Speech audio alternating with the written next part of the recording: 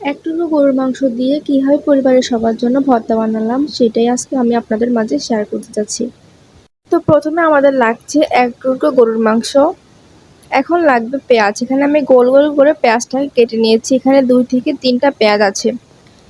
এ পর্যায়ে দিয়ে দিচ্ছি 5 থেকে 6টা রসুনের কোয়া। এখন আদা কুচি দিয়ে দিচ্ছি। এর পর্যায়ে লাগছে আমাদের কাঁচামরিচ। এখন দিয়ে দিচ্ছি শুকনো মরিচ 3টা। এই সবগুলো দেওয়া শেষ। এ পর্যায়ে আমরা মাংসটাকে থেতে করে নেব। আপনারা চাইলে ব্লেন্ডারে এটাকে পিষিয়ে নিতে পারেন অথবা এবং চাইলে পাটাও এটাকে থেতে করে নিতে পারেন। আমি ব্লেন্ডারে এটাকে খুব সুন্দরভাবে থেতে করে নিয়েছি।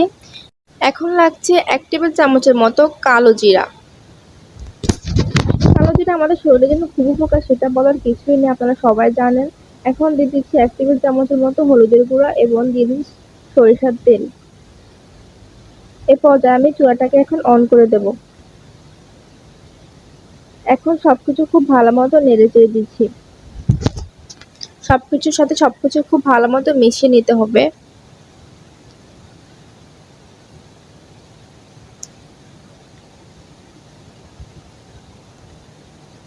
এখন দিয়ে দিচ্ছি স্বাদ মতো লবণ। আবারও সবকিছু খুব ভালো মতো মিশিয়ে নিচ্ছি।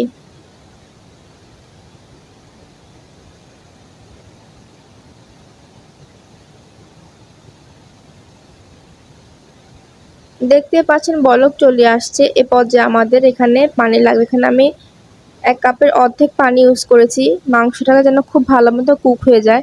এই পানিতে আশা করি মাংসটা খুব ভালো মতো কুক হয়ে যাবে।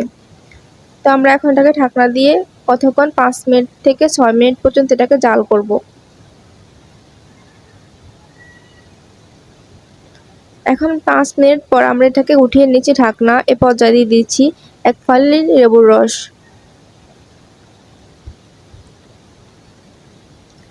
লেবুর রস দিলে কিন্তু এই ভর্তা অনেক বেশি মজা হয়। এখন আবারও খুব ভালো মতো নেড়েচেড়ে দিচ্ছি। দেখতে পাচ্ছেন খুব সুন্দরভাবে ভাজা ভাজা হয়ে গেছে।